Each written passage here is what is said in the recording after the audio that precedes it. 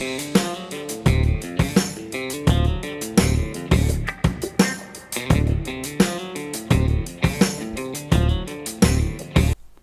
back to KP's Kingdom, cooking with KP, and today I'm going to show you how to make a really nice tempura lotus root. If you haven't had lotus root before, it is an amazing flavour. It's really beautiful. Let's get on with it. So here I've got some lotus root that I bought from my local Asian supermarket. You buy it frozen like this, and they cut it into little chunks for you, or little slices for you. I'm just going to cover that with water to stop it oxidizing, put that in the refrigerator, give it a few hours to defrost. Just do it nice and slow, just like that. Now, lotus fruit's got the most amazing flavour. It's half like a potato, half like a carrot, a little bit like a turnip. Look, you've got to just taste it for yourself to see how it tastes. Right, 1 egg into a bowl. Give that a little bit of a mix up or whisk up with a fork, just like that. Now, what I'm going to do is make up a nice light batter. And the quantities are going to depend on whether you use corn flour or potato starch or normal flour. I'm using corn flour. I like a little bit lighter crunchiness to it, so I've added in around about maybe a quarter cup's worth of corn flour in there. Give that a good stir just like that. And here I've got some freezing cold soda water, courtesy of my soda stream, and that's going to give us some nice little bubbles, so we have a nice light fluffy type of batter. Now I've put a little bit too much water in there. Don't worry, we can add a little bit more corn flour in there until it thickens up just a little bit. We don't want it like a pancake batter. We want it a bit lighter than that, and we don't want it like a cake batter. So just judge it is the easiest way for me to tell you.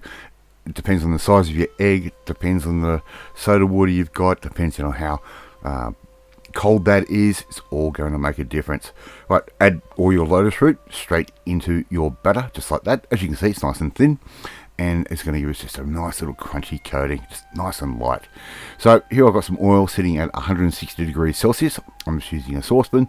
I'm not going to use my deep fryer. I'm using the deep fryer for different things at the moment. So we're going to put those in, and they're going to sit there until they start to float. It's going to take you around about 5 minutes or so to cook these off. Same as if you're doing some potato chips. So I normally put a normal potato wedge in for about 4 minutes. Alright, so just keep an eye on it, and if you're not sure, take it out, put the fork in it, and if it doesn't go through, well, it's not cooked through yet. You just put it back in. It's not going to hurt.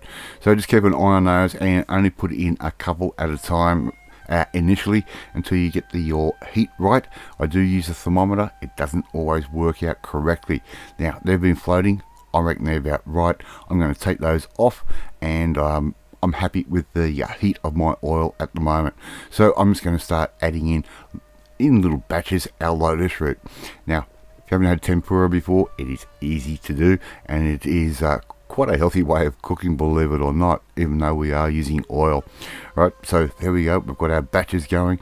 We're putting our lotus root on some paper towel there on the side, and another way to tell if your anything's fried and cooked properly is all the bubbles around the edge stop forming.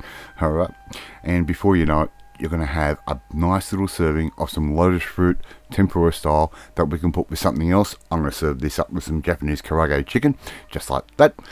Anyway, love to see you try and make this one at home. It is easy. It doesn't take that long to do. Anyway, thank you so much for watching this video. Really do appreciate it. And if you like this video, hit that like button. It gives me confidence. Should make you feel warm and fuzzy too. Don't forget to hit the notification bell. You'll be notified every time a new video goes up. Don't forget to leave a comment. I love reading and I love responding to them, and I do respond to every valid comment. And please share this video with all your friends on all platforms and social media. We are trying to get the name of KP's Kingdom out there. In the meantime, if you want to learn how to make some real simple Japanese food, just like I've been doing in a couple of these videos recently, we need to come and join the family, my family. Hit that subscribe button and you'll never miss another one of my videos again. I'm off to eat my tempura lotus root and my karaage chicken, and I will catch you next time. Bye.